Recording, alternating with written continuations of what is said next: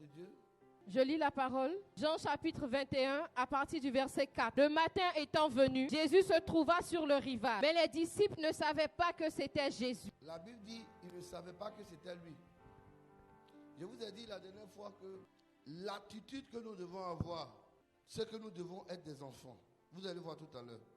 Ils ne savaient pas que c'était Jésus. Verset 5. Jésus leur dit, Enfants, n'avez-vous rien à manger? La première des choses que le Seigneur attend d'un chrétien, d'un serviteur de Dieu, d'un enfant de Dieu, d'un responsable, c'est qu'il doit être un enfant. Un enfant, c'est quelqu'un qui est docile. Un enfant, c'est quelqu'un qui est attentif. Peu importe ce que tu lui diras, peu importe avec le ton, quand il dit ton, la manière dont tu lui parleras, il est attentif. Quand bien même qu'il n'est pas content, il sait que c'est son père ou c'est sa mère qui est en train de le reprendre.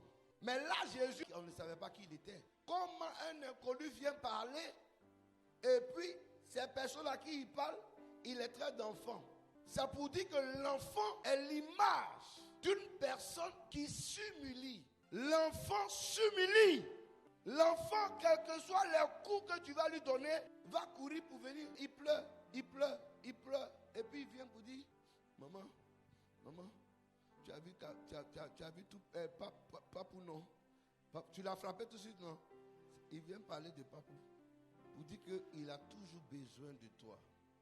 Tu es son papa. Malgré le coup que tu lui donnes, il viendra toujours vers toi.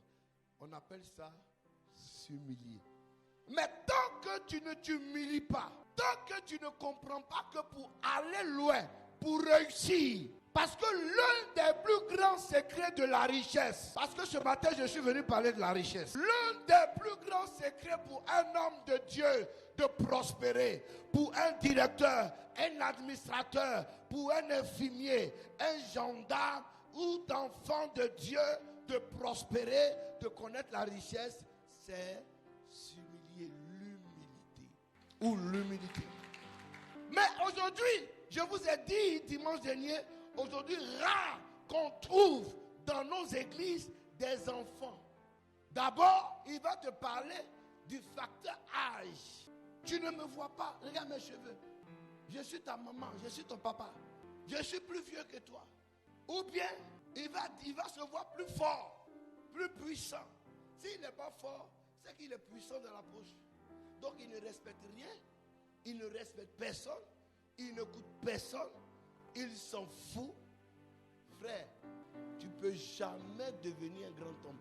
Dieu ne prendra pas plaisir de toi parce que tu ne coûtes pas. Ton ego te dépasse. Quand ton ego te dépasse, Dieu te rabaisse. La Bible dit qu'il résiste aux orgueilleux, il fait grâce aux hommes. Pierre, Jacques et Jean étaient âgés que Jésus, mais ils ne savaient même pas que c'était Jésus. Viens jeune homme. Quand tu regardes ce jeune homme, c'est vrai que je fais jeune, mais quand tu le regardes, tu sais que je suis plus âgé que lui. Donc regarde ce jeune homme m'appelait enfant. Regarde ce jeune homme m'appelait petit. Ça choque. Dieu était en train de sonder. Et c'est pourquoi quand tu viens dans la maison de Dieu, Dieu peut tester ta foi. En regardant ton niveau de te rabaisser. En d'autres termes, d'humilité. Dieu teste la foi de chacun de nous. Parce que qui dit chrétien dit que le premier escalier qu'il prend s'appelle l'humilité. Tu ne peux pas sauter l'humilité et puis partir au deuxième escalier, tu risques de casser tes dents. Dans la marche chrétienne, sache que le premier escalier d'un chrétien, tout chrétien confondu, c'est l'humilité. Tu ne peux pas outrepasser l'humilité et puis sauter pour dire je vais réussir. Tant que tu n'es pas humble, tu es en bas. Et c'est pourquoi il y a des personnes qui font 20 ans dans l'église. Tu les vois. Tu vas, moi, je vous dis la vérité. Tu vas beau cacher ta personne, ta nature. Un matin, ça va se révéler. Donc Dieu t'attend au premier escalier. C'est-à-dire tu vas vouloir sauter les étapes. Il va te faire tomber. Jusqu'à ce que tu comprennes que la première marche que tu dois occuper, c'est l'humilité. Donc tout dépend de toi. Tout dépend de ta capacité d'accepter d'être un enfant. Tout dépend du chrétien que tu es. On te tape. Tu dis merci papa. On te frappe. Tu dis merci papa. Lève-toi ici, dis-moi que quand tu frappes ton enfant va chez les voisins. Il fait 3 jours chez les voisins. Aujourd'hui, c'est ce qu'on voit dans nos églises. Et de telles personnes vivront une vie chrétienne ordinaire. C'est pourquoi aujourd'hui, laissez-moi vous dire, je suis choqué. Je vais te choquer aussi. Parce que quand le Seigneur m'a fait comprendre ça, il dit c'est pourquoi dans les églises francophones, il y a peu de milliardaires. Il y a peu de milliardaires. Regardez chez nos frères anglophones, il est général et c'est lui qui fait entrer les gens. Il est directeur de société. Il se met là, il dit God bless you. You are welcome. Come here. Go to sleep your place. Acclame Jésus. Il est général, 5 étoiles. Et il est huissier. Pendant que nous, on est petits fonctionnaires, on est là. Lui, il vient à 7 heures. Tu fais malin. Quand tu es parti, tu dis, moi, je suis fonctionnaire d'État. Allez chez Yodepo. C'est des généraux qui sont ici. Des chefs d'état-major. Allez chez Adeboye. Les ministres sont au service. Ils nettoient les églises. Je suis allé au Ghana. Le directeur de la police, mon grand-père spirituel, le directeur de la police, il a donné chaise à quelqu'un, puis il s'est assis. Il est assis comme ça. Et puis on lui prêche. Il se lève. Et il va faire offrande. Il est content. Il est sur son pasteur. Mon ami, habillé ici. Beau gosse, voilà la taille. Propre. DG de la police nationale. Il a son humilité. Tous les policiers ont quadrillé le coin. Mais le gars, il fait service. Mais ce monsieur-là, il peut rester éternellement à ce poste à cause de son humilité. Dieu élève ceux qui sont humbles. Ici, là, tu as un petit poste, tu vas piétiner les gens. Pasteur qui salue du doigt son collègue comme ça, avec Dédé. C'est un païen. Frère, quand tu n'es pas humble, tu es païen. Dieu ne te lève pas. Dieu ne bénit pas un païen. Parce que c'est un nom de Dieu. L'humilité, c'est l'un des noms du Seigneur. Donc il dit, sois enfant. Il dit, enfant, n'avez-vous rien à manger? Parce qu'il sait que Pierre, c'est un pêcheur. Et Pierre, c'est un professionnel de la pêche. Il avait la révélation que Pierre, depuis la nuit, n'a rien eu. Voilà pourquoi jusqu'à présent, même pour manger, tu n'as pas. Dieu ne veut pas te rabaisser. Dieu ne veut pas t'humilier. Quand tu ne t'humilies pas, Dieu n'ouvre pas de grandes portes. Quand tu ne t'humilies pas, il n'y a pas de percée. Quand tu ne t'humilies pas, parce que Dieu attend que l'humilité prenne le dessus sur ta vie, sur ton caractère, afin de pouvoir te lever à la hauteur dont tu ne t'imagines pas. Parce qu'il est le Dieu qui bénit, il est le Dieu qui élève, il est le Dieu qui rend prospère. Tu ne peux pas comprendre ça. Oui, je vais prospérer. Sois un enfant. Dis à ton voisin, sois un enfant. Il y a des gens qui ont dit, quand tu leur parles un peu, moi, on ne me parle pas comme ça. On ne te parle pas comme ça. On ne te parle pas comme ça et puis tu veux qu'on t'élève. Ce que tu dis n'est pas juste. Ce n'est pas conforme à la Bible. C'est avec Satan, on ne parle pas comme ça. Parce que Satan, il a été trouvé en lui l'orgueil dès le commencement. Donc on ne peut pas lui parler comme ça. Donc si on ne te parle pas comme ça, c'est que tu es Satan. Si tu vois quelqu'un de prétentieux, quelqu'un d'orgueilleux, en train de vivre l'argent, avoir l'argent, c'est qu'il a vendu son âme au diable. Ça, je vous dis, c'est un discernement très propre. S'il est pasteur, c'est que c'est un satanique. Tu ne peux pas être pasteur et puis être orgueilleux. Tu marches comme ça, on n'a qu'à te voir. On dirait, c'est quoi? Qu'est-ce qu'on n'a pas encore vu sur cette terre? Le musulman qui est dans son boubou là, il ne marche pas comme ça, mais il a en main 300 milliards sur son compte. S'il dit aux banques, j'ai enlève mon argent, la banque tombe. C'est ça qu'on appelle homme riche. Mais toi, tu n'as rien parce que tu as 2 millions. Tu as 100 000, on ne peut pas respirer. Hé, si c'est à cause de voiture, tu fais malin. Mes parents, là, ils ont voiture. Laisse tomber. C'est maison. Actuellement, c'est eux qui ont maison. On m'a montré un monsieur, on a dit, lui, là, il est très riche. Mais son humilité, il en tapette comme ça, il est là.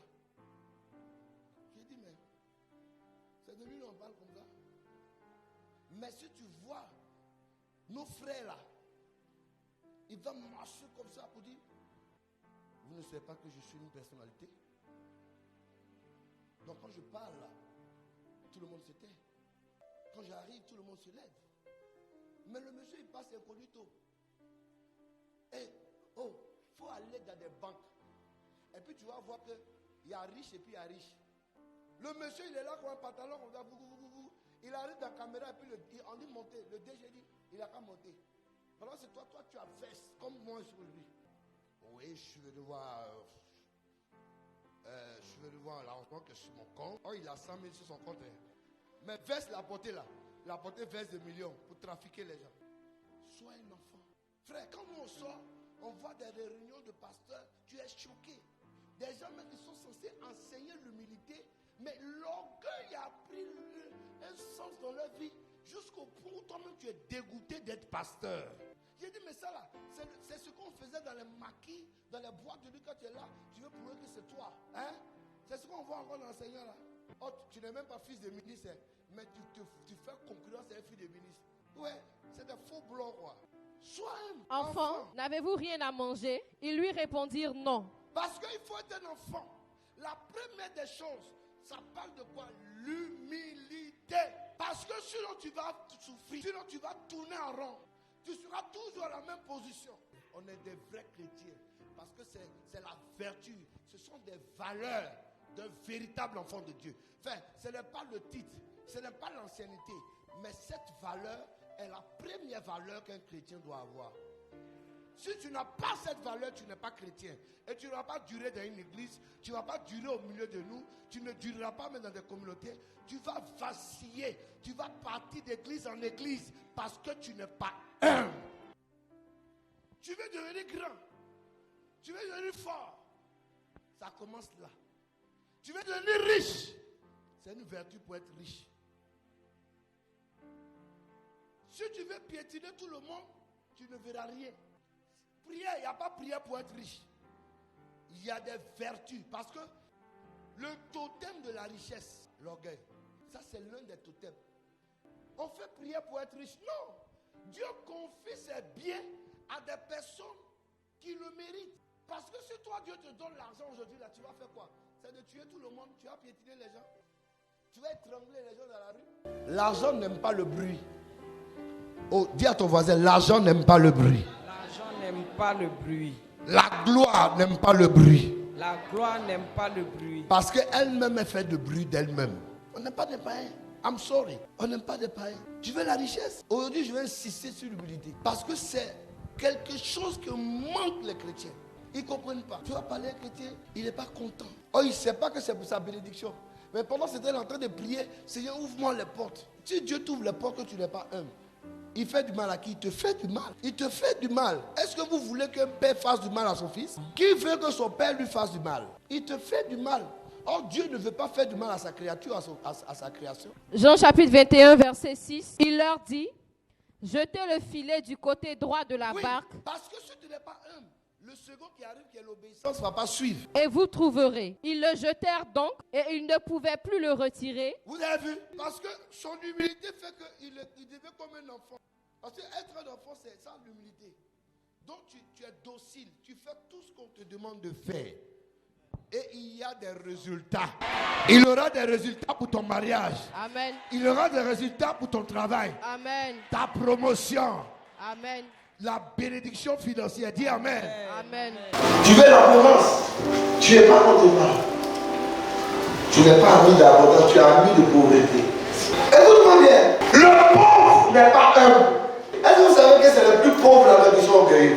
Regardez les gens dont les familles sont dures. C'est les plus orgueilleux. Ça veut dire que c'est une stratégie de Satan propre pour vous rendre captif. Ça veut dire que cette famille-là, vous serez pauvres jusqu'à ce que Jésus vous enlève. Parce que Dieu ne peut pas te confier sa richesse. Jamais. Donc tu vas prier et tu seras frustré. Tu vas avoir un diplôme et puis tu es pauvre. Tu as un doctorat et puis tu es pauvre. Tu as maîtrise, tu es pauvre. Tu es pasteur, tu as onction et puis tu es pauvre. Parce que tu es orgueilleux. Je vous le répète, comment on les reconnaît? Parce que si tu vois qu'un orgueilleux a l'argent, la source de ses biens, c'est le diable. Voilà comment on reconnaît d'où provient l'argent d'un orgueilleux. La source de sa bénédiction. C'est même pas une bénédiction, c'est satanique. Parce que le pauvre, c'est Dieu qui le met. Le riche, c'est Dieu qui le met. Tout ça, pour sa propre volonté, c'est lui qui veut faire. Mais quand il le met, il veut que celui qui est pauvre ait un état d'esprit, celui qui est riche aussi ait un état d'esprit qui est l'humilité et marche selon ça pour accéder à la richesse. Parce que sans l'humilité, tu ne peux pas te rendre riche. Et il veut que tu même quand même qu'il va te rendre riche, il veut que tu demeures toujours. C'est pourquoi à la base, Dieu veut te tester. Il veut te tester. Oh, c'est quelque chose que je sais, que Dieu veut que je t'enseigne. Chrétien, si vous manquez ça, cette église Afsoking, tu ne deviendras jamais roi. Quand tu es dans une maison de roi, Dieu te révèle des mystères. auquel tout le monde n'a pas accès. Vous êtes bénis ce matin. Parce que ce mystère caché vous est révélé. Dieu ne parle pas à tout le monde. Écoute-moi bien. Tout le monde ne peut pas devenir riche. On dit non, il y a une malédiction. Ce n'est pas une malédiction. Quand Dieu t'a créé là, il sait qu'un jour, quand tu vas grandir là, tu seras le but de ta personne. Donc il te rend pauvre. Et il va te briser. Tu as un peu, et puis il te brise. Et puis il t'arrache tout. Il y a une différence entre le donner et puis l'humilité. Tu peux donner aux gens et puis ne pas être humble. Tu peux donner à manger aux gens et puis ne pas être brisé. Parce que l'humilité vient d'abord par le brisement de soi. L'humilité vient par le brisement. Dieu nous a tellement brisés. Donc quand on voit quelque chose, on est indifférent. Mais quand tu n'es pas encore brisé, tu penses que quand tu vois un petit truc, tu es arrivé. Écoutez, les miracles que vous voyez ici là, ça ne me prend pas la tête. Quand on a nos frères, on se taquine, on se tape. Je vais voir les lèvres comme ça pour dire, qui me touche là? Il ne faut pas me toucher. Mais il ne voit rien. S'il a ça, il va appeler Air France, RFI, Canal Plus Horizon. Venez voir ce que Dieu fait à House. C'est faux? Il va dépenser 500 millions pour sa publicité. On fait la publicité de Jésus. Waouh! C'est leur publicité. Ouais, c'est le manque d'humilité qui nous pousse à avoir ces pensées. Tu veux te promouvoir ou tu veux promouvoir le Christ pour le royaume des cieux? Sois et tu verras ce que Dieu a prévu pour toi. Tu vas y accéder, tu entreras, tu verras, tu toucheras cela. Tu vas parler à un chrétien, il va parler 10. Mais toi tu es malheureux. Toi tu parles, tu es malheureux. Vous qui voulez mon option, prenez ce message-là, écrivez. Ce que j'ai fait pour avoir ça, c'est ça que je vous montre. Tous qui voulez l'option du prophète majeur, toi qui veux devenir DG, toi qui veux devenir grand homme d'affaires, prends note. Sinon, mets une croix à ton rêve, ça se réalisera. Maintenant, si tu aimes la pauvreté, c'est la prétention, c'est l'orgueil, c'est ton choix. Je ne suis pas en train de te mentir. Proverbe 22, degré 2. Le riche et le pauvre se rencontrent. Oui, on se rencontre. On est venu dans le même lieu. Le riche et le pauvre se rencontrent. On se rencontre. Le riche et le pauvre se rencontrent. Quand on va en ville, quand on va au supermarché, partout où on est, il y a des pauvres. Dans le lieu où on va, même dans l'église, il y a des pauvres et il y a des riches. C'est l'Éternel qui les a fait l'un et l'autre. Qui a fait?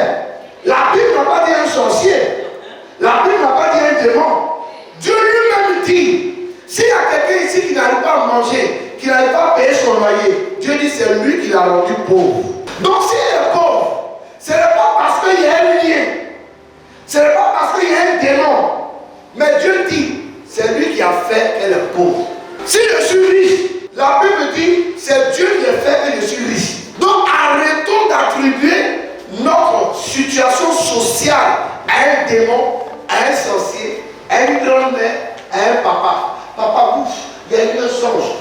Il y a une attaque terrible cette nuit. Cette nuit, mon cou même a failli se casser. On m'a attaqué, tu vois, on attaque mes finances. C'est Dieu qui attaque tes finances. Qui a fait le pauvre? Qui a fait le riche? Donc qui attaque tes finances? Qui a fait disparaître ta société? C'est ce qu'on appelle le brisement. Oh, je te parle par expérience. J'ai vécu ça. Donc si tu es dedans, je suis mieux placé pour t'enseigner. Dieu dit c'est lui qui t'a rendu pauvre. Dieu brise. Dis à ton voisin, Dieu brise. Tu es là comme ça, tu es content où tu veux manger caviar là. C'est comme quelqu'un qui veut taper ta main comme le caviar, tu luttes pour ça pour prendre, puis c'est dans ça. Tu dis, hey, j'ai pas la chance d'être. C'est comme ça, quand tu es en haut, tu tombes là. C'est comme ça que tu réfléchis. Mais c'est un brisement. Ça vient de Dieu. Ça ne vient pas d'un démon. 1 Samuel chapitre 2 versets 6 à 7. L'Éternel fait mourir et il fait vivre. Le but de notre sujet, c'est pas ça aujourd'hui. Dieu tue et il fait vivre. Ça vous dit que notre message, le message du Divine Move est un message vrai. C'est Dieu qui tue. Ma soeur, aujourd'hui, tes frères et sœurs, c'est le Seigneur qui l'a enlevé. Donc, si tu es un parent qui est parti, c'est Dieu qui t'a pris la vie. Si tu es un proche parent qui est mort, c'est Dieu. On octroie la gloire à quelqu'un.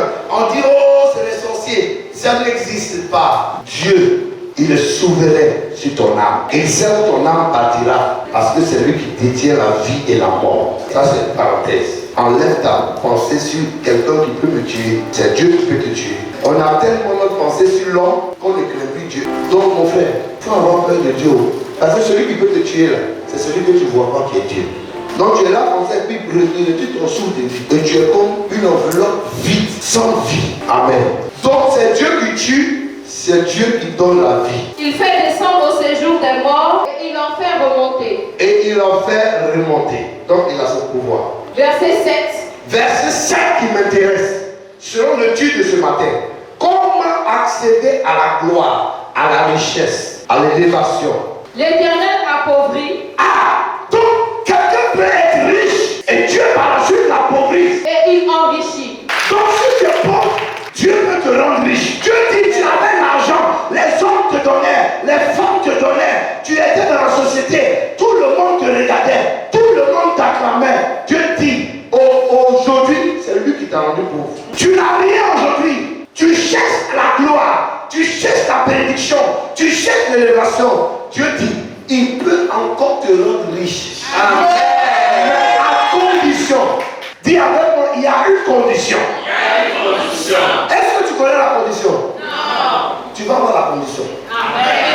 Parce que les gens pensent que c'est la prière. Il y a ce que la prière peut faire et il y a ton attitude qui t'amène à un certain niveau. C'est pourquoi Pierre, Jean et Jacques devaient être des enfants. L'attitude que tu dois avoir, c'est d'être un enfant, c'est-à-dire d'avoir un cœur humble, de s'humilier. Quelqu'un a dit, mais l'humilité, ça peut avoir. L'humilité a quelque chose à voir. Aujourd'hui, je suis venu t'enseigner l'humilité. Il faut que tu saches d'abord que la clé, c'est l'humilité. Et maintenant, je vais te dire, comme tu ne connais pas, je vais te dire, c'est quoi l'humilité? Qu'est-ce que l'humilité nous donne? L'humilité, quand tu es humble, l'humilité d'abord, c'est un arbre. Quand l'humilité est dans ta vie, quand l'arbre de l'humilité est planté en toi, regardez, ce fruit-là, ça vient de quel arbre? La vigne. Donc la vigne est là qui produit les raisins. Ce que tu cherches là, c'est ça qui est le fruit, qui est l'argent, qui est la promotion. C'est ça qui est le résultat. Mais pour que ce résultat se produise, il faut que l'arbre qui donne ça soit planté d'abord. Le produit de l'humilité là, c'est ça que vous appelez richesse. C'est ça que vous appelez gloire. C'est ça que vous appelez vie éternellement. C'est-à-dire vie, longévité. Proverbe 22, verset 4. Le fruit de l'humilité. Le fruit de l'humilité. Donc voici le fruit, voici l'humilité qui est là. Maintenant, l'humilité là. Tant que l'arbre de l'humilité n'est pas planté dans la vie de l'homme, toutes ces prières sont vaines.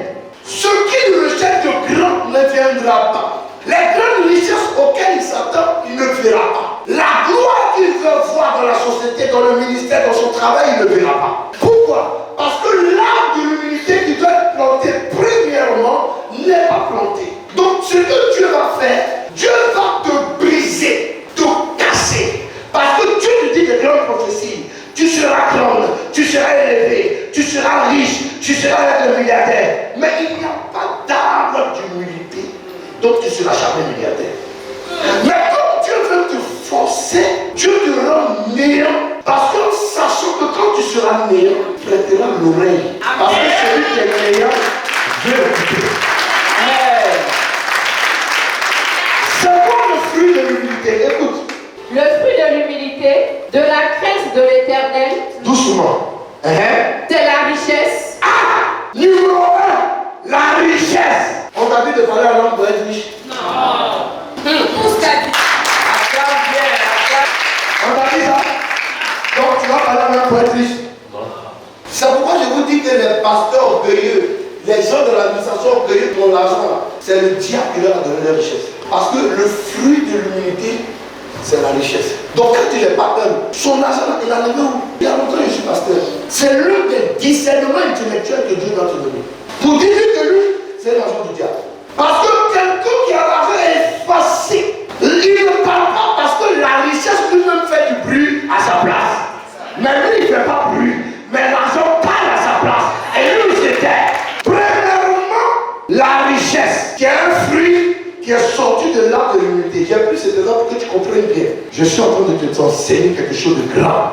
Deuxième, c'est quoi? La gloire. Tu veux avoir la renommée. Donc ceux qui sont imbus de la personne, qui insultent les sexes des femmes sur les réseaux sociaux, qui font les filles dévergondées sur les réseaux sociaux et qui disent qu'on a la gloire, ça vient d'où? C'est pourquoi je ne les aime pas. Excusez-moi. Parce que ce n'est pas des influenceurs, ce n'est pas des modèles. Et elles ont le même sentiment aussi. Pour ne pas que ça t'influence négativement. C'est faux. Parce que le second fruit de l'humilité, c'est la gloire. C'est quoi la gloire? On entend parler de toi partout comme des Didier Drogba. Si tu es un journaliste partout dans le monde, si tu es un pasteur partout dans le monde, tu es un footballeur partout dans le monde, on parle de toi. Mais c'est le fruit d'un arbre qu'on appelle l'humilité. Et la vie. Et la vie. Quelqu'un qui est brisé, il vit longtemps. Regardez les gens qui ont des problèmes dans la société. Les gens qui ont des difficultés là. Les gens qu'on veut tuer tôt. C'est les gens qui ne sont pas humbles. Le jeune prophète et le vieux prophète. Le jeune prophète a fait les miracles. Il dit, mon Dieu m'a dit que quand je vais les repas, je ne vais pas y manger. Mon Dieu m'a dit que quand je vais les repas, je ne vais pas y manger. Mon Dieu me parle. Mon Dieu me parle. Et un vieux prophète qui dit, petit, Dieu ne te parle pas. Moi-même, là, Dieu m'a parlé. C'est ce que Dieu m'a dit. Dieu m'a dit, tu es un grand de Dieu. Mais ça ne suffit pas. Viens sur moi. Allons. Dans cette maison où on va là, ce sont les enfants spirituels. Il faut manger. Le vieux prophète l'a séduit et l'a induit en erreur. Quand tu es prétentieux, quand tu montres aux gens que c'est toi, Dieu va passer par quelqu'un. C'est Dieu. Il passera par quelqu'un pour te séduire, pour te donner la mort. Oh, tu n'as pas compris ça. Quelqu'un à côté de toi, Dieu va passer par, parce que tu n'es pas sage, tu n'es pas humble. Donc il va passer par quelqu'un proche de toi qui a de l'expérience, qui va te faire tomber. Dans tous les domaines, même dans la politique, je révèle beaucoup de choses. Si tu es politicien, et ça ne sera pas loin, c'est très proche de toi. Si tu es pasteur, il faut écouter. La chute des grands, c'est les personnes qui sont proches d'eux. Souvent tu as peur, tu te dis que ça va venir d'ailleurs, ça ne vient pas d'ailleurs. La personne à qui tu manges chaque matin, c'est elle qui va te faire tomber. J'ai connu ça, je vous parle par expérience. Bamba a connu ça. Dans mon ministère, j'en ai connu. Donc je suis bien placé pour te parler. Parce que l'humilité n'y est pas. Dieu va te cacher ça. Vous savez, l'orgueil, c'est le seul démon qui n'attaque pas de face. Tous les démons attaquent de visu. Mais le seul démon qui n'attaque pas vis-à-vis, c'est l'orgueil. L'orgueil, quand il vient maman. Il vient comme ça, regardez comment il attaque. Il attaque, viens. Essaie de mettre ta main sur moi. Vous voyez, j'ai fait quoi? J'ai invité. Viens. Regardez l'orgueil, comment il vient. Je parle, mon dos, tape mon dos.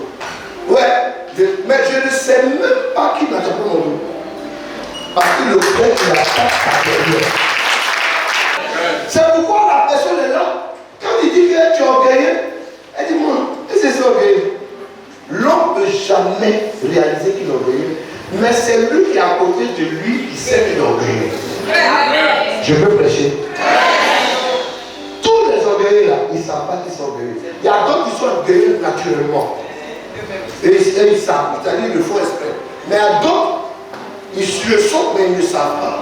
C'est celui qui est à côté de son frère, sa mère, son pasteur, son plan, son collègue, qui dit, mon gars, tu es orgueilleux.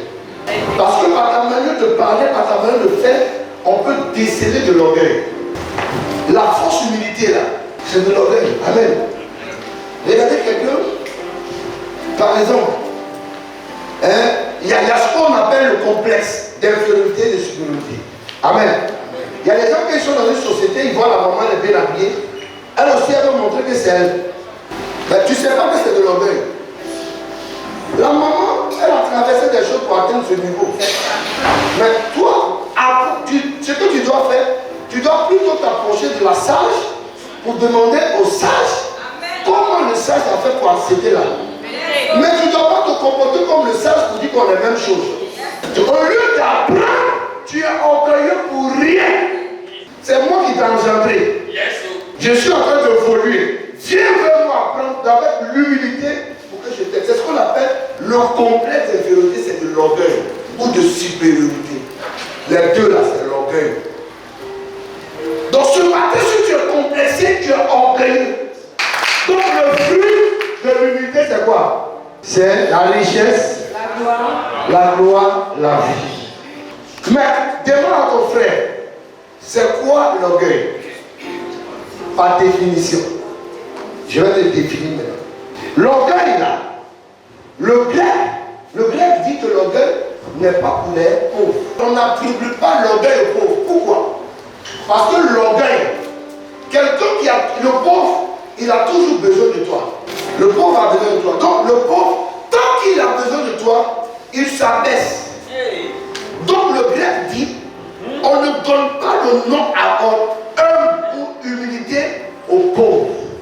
Parce qu'on attend qu'il ait quelque chose pour voir son vrai visage de personne humble.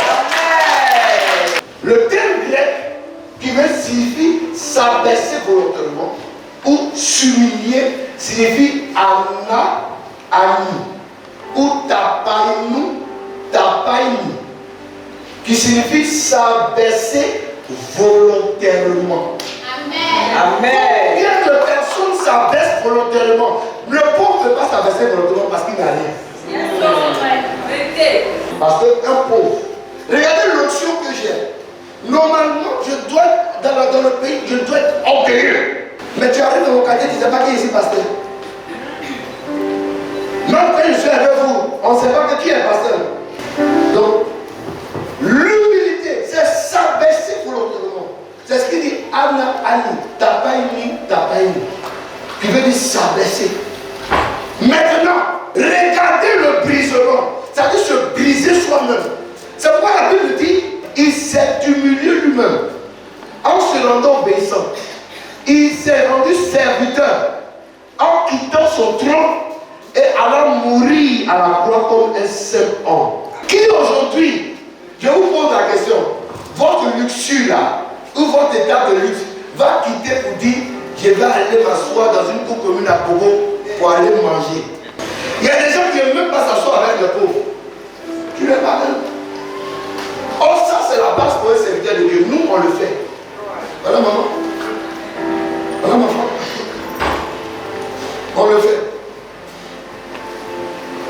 On le fait à exception de personnes. On avec les pauvres, on avec les riches. S'abaisser volontairement. L'hébreu dit quoi? L'hébreu dit Adama, qui signifie sol, qui signifie terre. Où est la terre? Donc le nom Adama veut dire humilité. Parce que l'homme, le caractère de l'homme est au début humilité. Mais qu'est-ce qui a fait que l'homme a raté sa vocation d'humilité? C'est ça. Pierre, selon son premier état, était humble. Parce que l'homme est sorti des profondeurs de la terre. Le latin dit quoi? Le latin dit humulus. Humulus, qui est sorti de humus, qui signifie dégradation de la couche terrestre. Donc ce qui est dégradé, c'est ça qui est en bas, la science. Yes. Ce qui est dégradé, c'est ce que vous appelez engrais, humus. C'est pas ça? Prends l'humus et puis va mettre partout. C'est pourquoi tant que ton moi ne meurt pas, la gloire de Dieu ne s'élève pas. La main de Dieu ne s'élève pas. La main de Dieu, la gloire de Dieu se lève. Il y a des gens qui ne veulent pas mourir. Il y a des chrétiens qui ne veulent pas mourir. Tout doit pourrir. Tout doit pourrir. Afin que la graine, lorsque la graine tombe, quand elle aussi, elle va mourir et elle va porter des fruits. Amen. Amen. Écoutez, chrétien, tu t'appelles Adama, qui signifie profondeur, qui signifie sol, qui signifie terre. La terre pourrie. Pourquoi les plantes gèlent dans la terre? Parce que la terre est une bonne terre. Et sous la terre, il y a de l'engrais qu'on appelle l'humus. Ça signifie l'humus qui est en bas là. Le latin dit c'est ça qu'on appelle l'humilité. Amen. Amen. C'est ça qui fait pousser ça. Depuis mes premières heures de ministère, Dieu m'a enseigné ça. C'est pourquoi vous me les enseignez qui êtes avec moi. Vous voyez, malgré ce que Dieu fait avec moi, je suis toujours. Mais la seule chose que je ne supporte pas, que tu me piétines là-dessus, la Bible dit que je te réprimander. Amen. Et je te réprimande.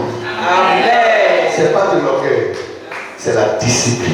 Amen. Acclame Jésus-Christ. Amen.